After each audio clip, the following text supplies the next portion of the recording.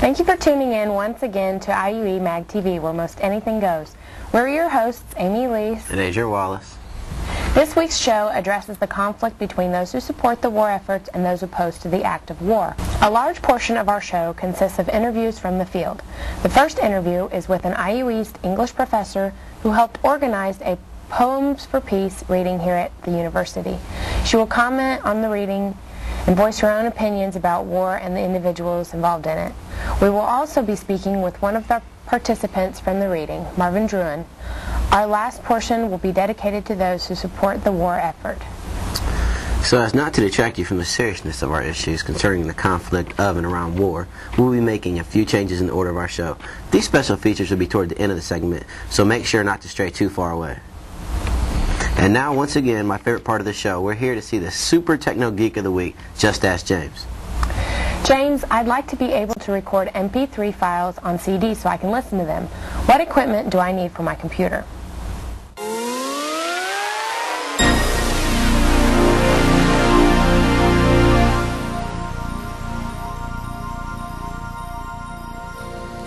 Welcome to Just Ask James. Today I'm going to show you how to create a MP3. Now I'm using Roxio Easy CD Creator 5. I'm going into the section called SoundStream. Now you just click here on SoundStream and it brings up, and I've already inserted a CD here, and this will actually automatically find the CDs, and you can see here it's got a list of the CDs, the tracks here. I believe it goes up to 25. And okay, now from here you have different options. You can come from a CD, from a playlist, or from files on your hard drive. Now I've selected CDs, since the CDs are right here. You have your controls down here. You can preview the songs you want to use. The volume controls here, and here's just to put multiple CDs in if you have multiple drives. Now I'm going to select 3 tracks here and hit add, and as you notice they've added them over here to the right side, and it tells me my settings are here, and I can do the same thing, burn to a CD, burn to a playlist, or burn to my hard drive. So I'm going to create a folder here on my hard drive, and I'm showing here you can do it. And now I've created a folder. I'll name it, type in test music, and I hit select folder, and now you can see that it shows my where my music is going to go to. Now here you can create a WAV file, MP3, or a Windows Media Audio file. I chose MP3. They're smaller and they're compact and get more onto a CD if that's what you're playing for. Now it shows me here my MP3s, my setting here, and it shows my directory where they're saved. So I've chosen them. I hit record, and then it starts recording here.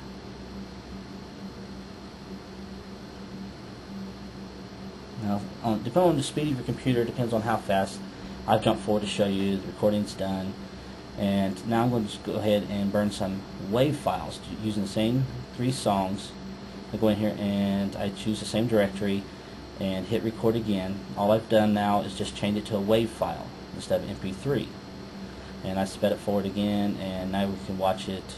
It's completed, and I go into my directory where I save it to my test media, and now I have 6 songs. I have 3 MP3s and 3 waves. Now as you can notice here, the same song, here we have a 2 meg file. It's the MP3 of track 1, but the same one on the WAV file, I have it, it's a little over 200 megs. So you can see the difference in it. I can almost get 20 times the files using MP3. Now this is good for computer playback if you want to listen to it on your computer, but it's also good if you have an MP3 player. MP3 players run just about the same as a Sony, as a Walkman CD player. So, and the MP3 player play MP3s, and they also play the CDs. Okay, now let's close this down. And I go down here, and now you can create a CD, music CD using the waves or MP3s. Now I'm going to use the MP3s and just show you how to burn to an MP3 CD. We go in here, we choose our location where our files are stored, and it will only show MP3 since that's the the selection I made. So I grab my MP3s, drag them down here. Now you can see here, they've added them here.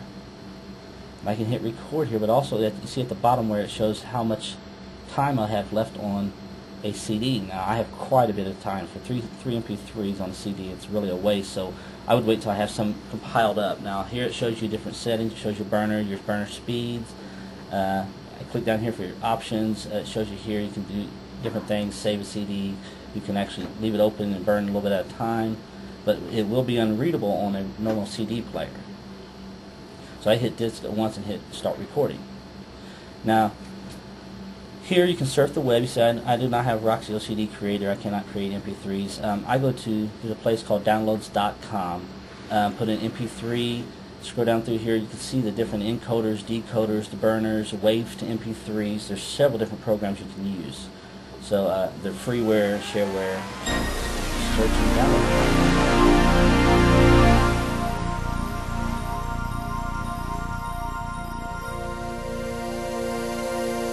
Thanks once again, James, for making us feel a little better and a little smarter about our technical self.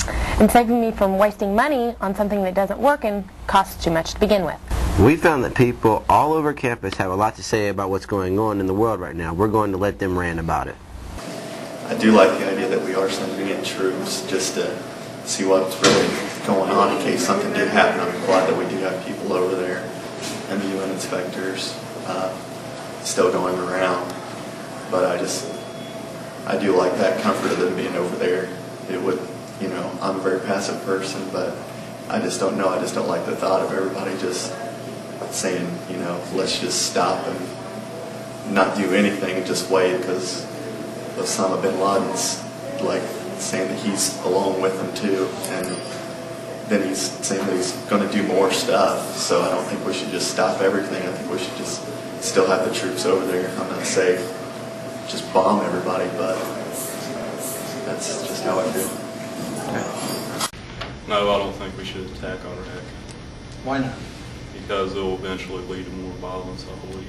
Yes, I think it's a good idea. I like war. I'm George Washington. Yeah. The reason I don't think we should attack Iraq, number one, it's not our fight. If Saddam Hussein has these weapons of mass destruction, which I think he's proven that he does, since he used them on his own people, if we're going to do it, why put all of our men in harm's way when we can do it very simply with an A-bomb? Everyone says, oh, we can't do that. Hey, we've already done it. We did it twice in Japan, and that stopped a war. I realize if you do drop an A-bomb, even a tactical A-bomb, you're going to kill a lot of innocent people. But you're going to do that anyway. So, number one, no, we shouldn't, I don't think. Number two, if we're going to, let's do it with the weapons that we're claiming that he has. We've got them too. No, we should not attack Iraq because there are other ways to deal with the situation. I don't want to see anybody go to war. I don't want to see anybody hurt. And my sister and brother-in-law are in the military, and I don't want them to leave. Yes, we should. Saddam has had more than enough time to abide by the regulations set forth by the UN, and I think he is doing his very best to stall so that he can have as much time as he wants to have his weapons programs in place. Take him out. Iraq is a force to be reckoned with in the fact that they are doing ethnic cleansing, which is no different than Hitler did in Germany years ago, and it was okay to pull them into to go to war against them. We do have proof of ethnic cleansing. I would prefer to hold him accountable for what he is doing, hold him accountable for his nuclear situation. Well, I am personally against the war. I don't think that we should attack Iraq. I don't know what the solution is, but I think that there must be some other way. I don't think we should either, just because I think he's trying to do what his daddy didn't do. That's all.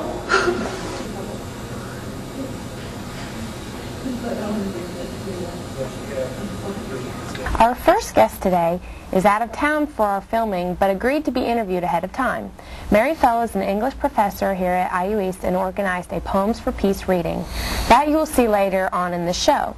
Let's go to Mary's office and hear what she has to say about war and peace. Okay, we're here with English professor Mary Fell. And Mary, why don't you tell us a little bit about yourself and the shelves behind you and the pictures? Behind me you have a shelf of poetry, floor to ceiling, and that I think probably says more about me than anything else. Poetry is my life. I believe that poetry is an important way to understand the world and to negotiate in the world. I'm probably in a minority, but I do believe that. I know that on February 12th you and another professor helped organize a Poems for Peace reading here on campus. There were also readings going on all over the country that day. Can you tell us the story behind this national movement and how you got involved? I had received a call from a friend of mine, Fran Quinn, who's a poet in residence at Butler University, and ironically, a lifelong friend of mine. I met Fran when I was in my 20s and signed up for a poetry writing class through the public schools. He was the teacher. Fran had called me about the February 12th readings and said that they were planning a big reading over in Indianapolis and asked me if I would participate. After I talked to him, I went online to the Poets Against the War site and contributed a statement and a poem and started reading about this movement that had started when a number of poets were invited to the White House to talk about poetry, and specifically to talk about Emily Dickinson, Walt Whitman, and Langston Hughes, three of the great American poets. They were subsequently disinvited by the First Lady when she discovered that some of them planned to read poetry that opposed President Bush's plans for war in Iraq. One of those poets, Sam Hamill, went online and asked 100 or so friends of his to come out against the war, and now I think the number of poets who have joined the website is probably up to 10,000 or so. The newspaper said 60 to 70 people participated at different times throughout the reading. I was sitting in the front and focused on the readers, so I didn't count, but I trust the newspaper. Do you feel anti-war campaigns such as this send an accurate message? Like a lot of people, I've heard results of polls that have said, previous to this series of anti-war readings and the subsequent demonstrations around the world against the war, the weekend after the reading, the Saturday after the reading, millions and millions of people came out to express their opposition to attacking Iraq. So I think it more accurately reflects how people feel than we had heard earlier. Polls here in this country was saying 80% of Americans support the war against Iraq, and as a friend said to me, I must only be talking to the other 20%. So I think it helps to correct the balance, or the imbalance, in what was being said about the war before. All right, yeah, I like that one. Our next guest was involved in the poetry reading Mary talked about. Marvin Dunn is a student here at IU East and is a work study for the Humanities and Fine Arts Department. Let's welcome Marvin. Marvin, tell us a little about you. Well, I'm a sophomore here at IU East. I'm an English major with an emphasis in creative writing. I've been going to school here for about 2 years. I've been pretty involved in the anti-war movement since things began to kind of start rolling.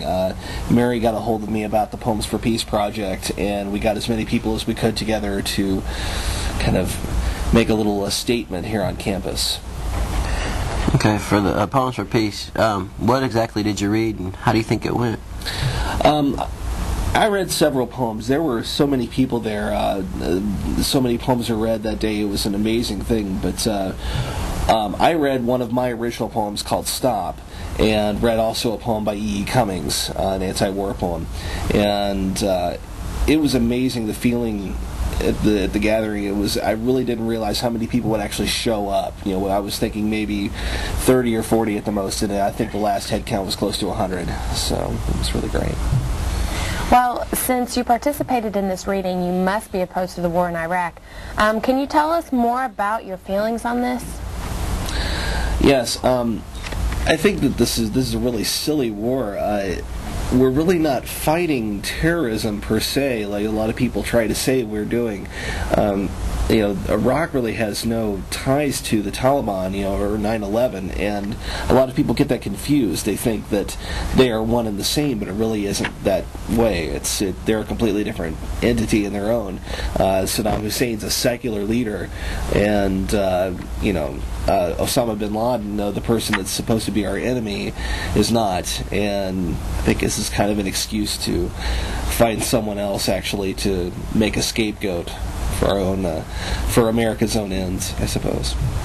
Well, we heard that you possibly went to a protest in Washington, D.C. Yes. What was that all about? January the 17th, the weekend of Martin Luther King's birthday, there was a large gathering in Washington, D.C. I went with several of my friends, and we all packed in a van and went down there for the weekend, and we slept in the van all weekend. Road trip. Yeah.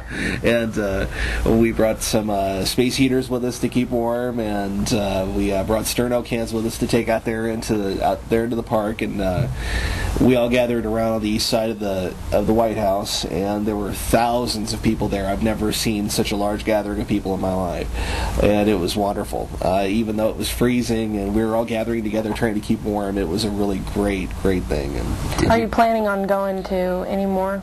Yes, there's going to be another march in, I believe it's in May, and there's going to be one in San Francisco, and I'm going to try to go to that one as well. Did you guys sing "We Shall Overcome"? We heard some people sing it, but it was more like a lot of placards saying "No blood for oil" and things of that nature. So what do you guys think you're going to accomplish with the protests and stuff? We need to make our voice heard. People in our country nowadays, I don't know. I think I'm not saying that if you support the war you're a bad person, but I think a lot of people don't realize how complicitous your voice will be if you don't make it heard. It's a very important thing to make yourself, aware of what's going on, and I think that there are more people that are against the war now than there were, say, like back in the 60s. It's a different war as well. It's a little bit more important, and it's not the same kind of war. And there's going to be more protests. It's going to get stronger. It's going to get larger as time goes on. So it's a historical moment as well. So I think it's very important that people get involved. Not as many casualties at stake as before. Right. Well, Mary touched on this same subject. Shouldn't it be made clear that the protests are against the act of war and not the individuals who serve in the military? Absolutely. I come from a military family. My father is a retired Army, and my grandfather is retired Navy. So I have no objections to people who serve in the military. It's just the war that I oppose. It's a war over money and war over oil more than anything else, and at least in my opinion. And I think that people should be made aware of that. Thank you, Marvin. Let's go on to the next portion of the show, which is to the Creative Corner, and see a clip from February 12th and IUE's own addition to the Poets Against the War movement, Poems for Peace. I wrote mine this morning, so. A boy sits huddled. Fear is his only companion. He knows that in a few minutes the bombs will fall and the guns will start firing. His parents left last night, leaving their only son behind. That's what fear will do, make you forget what you most desire.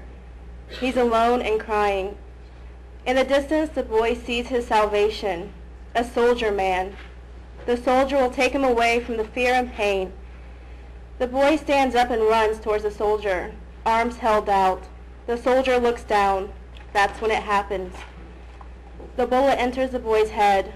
The boy doesn't understand what he had done wrong. He looks up at God and says, Don't blame the soldier. He didn't want to do it. Blame the government. They programmed him to hate me. I'm really nervous. This is actually called I Don't Want to Be a Soldier by John Lennon. I only took portions of the song. Well, I don't want to be a soldier, Mama. I don't want to die. Well, I don't want to be a sailor, Mama. I don't want to fly. Well, I don't want to be a failure, Mama. I don't want to cry. Well, I don't want to be a soldier, Mama. I don't want to die. This is a short verse that I think has a big message by David Roberts. All wars are racist wars fought against the evil them by the self-righteous us. I thought this would be an appropriate poem. This is by E. Cummings. I sing of Olaf glad and big, whose warmest heart recoiled at war, a conscientious objector o'er. His well-beloved colonel, Trig West Pointer, most succinctly bred, took erring Olaf soon in hand. But though a host of overjoyed non-coms first knocking on the head, him, do through icy waters roll that helpless which others stroke with brushes recently employed, anent his muddy toilet bowl, while kindred intellects evoke allegiance per blunt instruments, Olaf, being to all intents a corpse and wanting any rag upon what God unto him gave, responds without getting annoyed, I will not kiss your fucking flag. Straightway the silver bird looked grave, departing hurriedly to shave. But through all kinds of officers, a yearning nation's blue-eyed pride, their passive prey did kick and curse until for where their clarion voices and boots were much the worse, and egged the first-class privates on his rectum wickedly, to tease by means of skillfully applied bayonets roasted hot with heat. Olaf, upon what were once knees, does almost ceaselessly repeat, there is some shit I will not eat. Our president, being of which assertions duly notified, threw the yellow son of a bitch into a dungeon where he died. Christ, of his mercy infinite, I pray to see, and Olaf too, preponderatingly, because, unless statistics lie, he was more brave than me, more blonde than you. This is a poem by Edwin Rolfe. It's called After Too Far. The innocents were condemned to death in the hall of justice. In the hall of peace, the war was declared. In the name of mercy, the bomb was dropped on the two cities. O my maimed brothers, beloved stricken brothers, dig deep again in the great caves of the east. Again our wise men talk in the hall of peace. This is part of one of my favorite songs by Bob Marley. It's called War. Until the philosophy which holds one race superior and another inferior is finally and permanently discredited and abandoned, everywhere is war. We say war. That until there is no longer first-class and second-class citizens of any nation, until the color of a man's skin is of no more significance than the color of his eyes, we say war. That until the basic human rights are equally guaranteed to all without regard to race, this a war. That until that day, the dream of lasting peace, world citizenship, rule of international morality will remain in but a fleeting illusion to be pursued but never attained. Now everywhere is war. Before I start, I wanted to, I don't know if everyone saw the speech from Bush last night, but he talked about everyone go out and buy your flashlights and your light bulbs and your canned goods and store them in your basement, and then line your windows with plastic and duct tape, and maybe you'll keep the radiation out. And it made me this is called Collateral Damage. For Miss Tinnan Hugh. The girl, captured, later freed, and I, collapsed by a snip of lead. Remember well the tea you steeped for us in the garden as music played and the moon piled at the harvest dusk.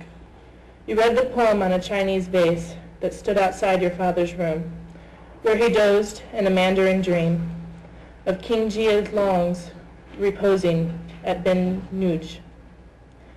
We worry that you all are safe. A house with pillars carved in poems is floored with green rice fields and roofed by all the heavens in the world.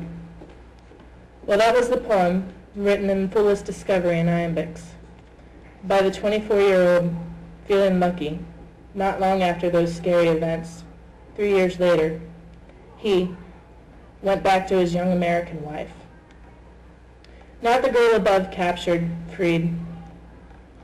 And the night before the 72 spring offensive, which you'll recall almost took the city, tried to find Miss Tin's house once again.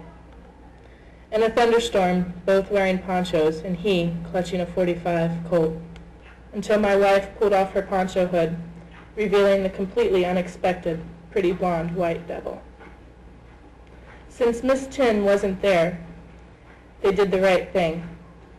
See, my peace of mind is my peace of mind, and my peace of mind is mine, and mine is peace. The same peace that speaks for millions of underrepresented people in the world. So as I plead and plead for peace, I can't help but look at the wars that plague many people.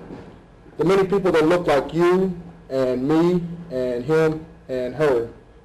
And as we speak for peace, what about the peace for the people in the West Bank?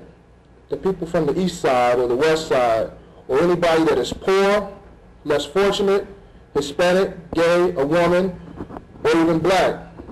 Wince at the evening graphic whose bold pink pages shriek, frown on the drooping schoolgirl, rouging her lip and cheek. Lecture to gray-haired ladies on ruins of ancient Rome, men burned to death in a great steel chair, while the world shouts their innocence and honest men despair. Go live in your ivory tower, build it as high as you can, and parade the narrow turrets as a cultivated man.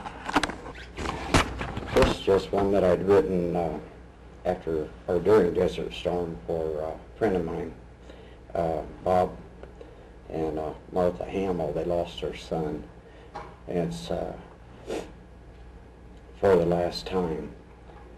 Somehow you never think it's for the last time, a last smile or a last moment shared. Somehow you expect to find things as you left them, but like a candle, life's light.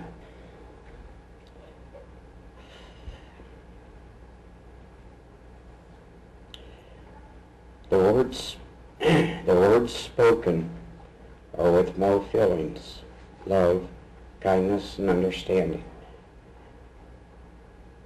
You think of the things unsaid, things left undone, and what might have been. So in silence you sit, your heart heavy.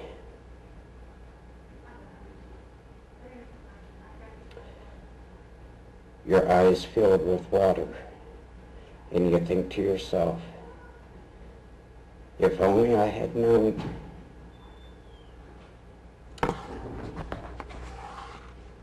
It was for the last time.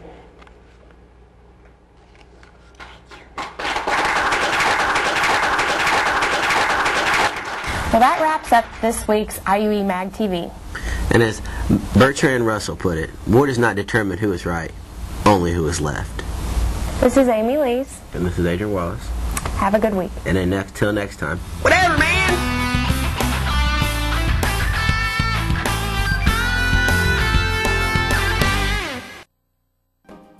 You're watching Whitewater Educational Television, Cable 20, a service of Whitewater Community Television.